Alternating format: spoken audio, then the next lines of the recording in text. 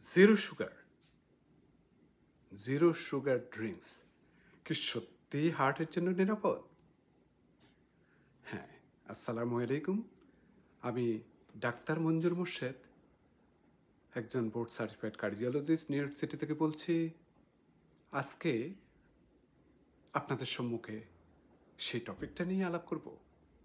অনেকেই মনে করেন জিরো সুগার ডায়েট সোডা বা code and code no calories লেখা পানীয় মানেই হেলদি, কারণ এতে তো চিনি নেই। কিন্তু সত্যি কি তাই? আজকের ভিডিওতে জানবো এই পানীয়গুলো হৃদয়ের জন্য কতটা নিরাপদ। Why people choose zero sugar drinks? যারা ওজন কমাতে চান, যাদের ডায়াবেটিস আছে কিন্তু ডায়াবেটিসকে নিয়ন্ত্রণ রাখতে চান, যারা সুগার এড়াতে চান, code and code calorie free শুনে হেলদি মনে হয়, এই ভাবনাটা স্বাভাবিক। তবে পুরো সত্যিটা জানা কিন্তু জরুরি। এই ড্রিঙ্কসগুলোতে কি কন্টেন্ট থাকে চিনি নেই, কিন্তু থাকে আর্টিফিশিয়াল সুইটেনার্স, এই যেমন অ্যাসপারটেম, সুক্রোলোজ, এই সালফেম খেয়ে ইত্যাদি ইত্যাদি।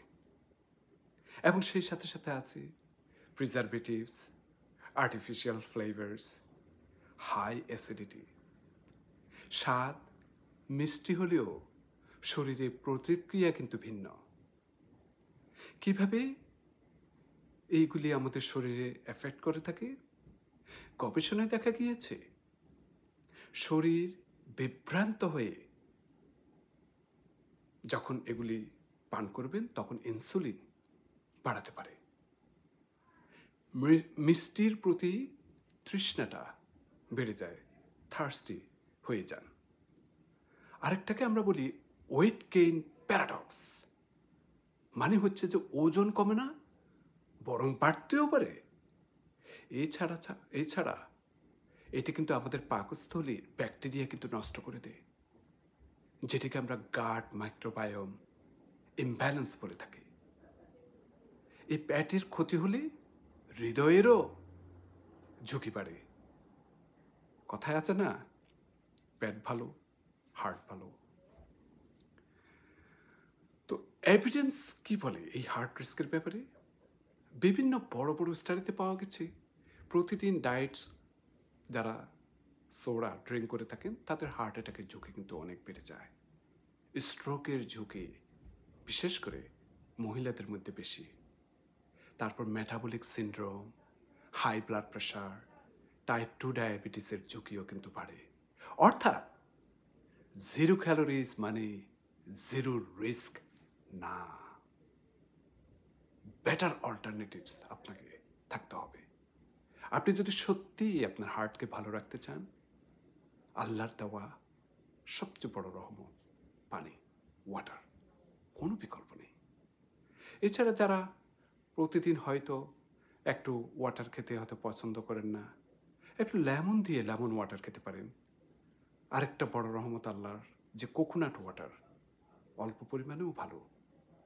তারপর আপনি একটু টি খেতে পারেন, সেটি আনসুইটেন, চিনি ছাড়া। তারপর অনেক সময় স্পার্কলিং ওয়াটার উইথ একটু ফ্রুট স্লাইস দিয়ে দিতে পারেন। তো মিষ্টি পানীয়ের বদলে এগুলি অনেক নিরাপদ পছন্দ। কারা একটু এক্সট্রা কশাস থাকতে হবে? যাদের হৃদরোগ আছে, যাদের স্ট্রোক সার্ভাইভার, যাদের ওবেসিটি আছে, এই গ্রুপের মানুষ এই জিরো সুগার ড্রিঙ্কস কমিয়ে অন্য বিকল্প নিন। যদি আপনি একদম মাঝে মধ্যে যদি এই ড্রিঙ্ক খেতে চান, তবে আমি বলবো, বিশেষ করে হয়তো অনেক সময় ইয়ং জেনারেশনটা সপ্তাহে 1 থেকে 2 বারের বেশি নয়, প্রতিদিন অভ্যাস না করাই বেস্ট। লেবেলটা পড়ে কিনুন।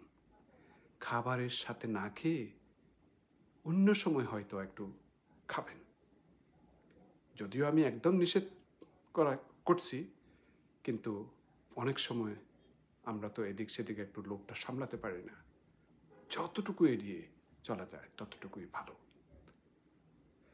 এই হেলথের জগতে সবসময় একটা কথাই সত্য, যতটা সম্ভব নেচারাল খাবার আপনি খেতে চেষ্টা করবেন।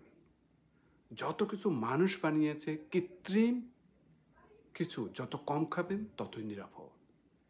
জিরো সুগার লেখা দেখে অন্ধবিশ্বাস করবেন না। সঠিক সিদ্ধান্ত আপনারই। আপনাদের সুস্থ থাকার যাত্রায় আমি আছি পাশে। ভিডিওটা ভালো লাগলে শেয়ার করে অন্যদেরও সচেতন করুন। আবারও বলি, আমাদের একটাই হার্ট, একটাই হৃদয়। সুতরাং হার্টকে ভালোবাসুন, নিজে সচেতন থাকুন, অন্যকে সচেতনতা বৃদ্ধি করুন। আরেকটা ভিডিও নিয়ে আমি ডাক্তার মঞ্জুর মোর্শেদ আপনাদের সম্মুখে আবার আসবো। সে পর্যন্ত আমার জন্য দোয়া করবেন। আপনারাও ভালো থাকুন। আল্লাহ হাফেজ।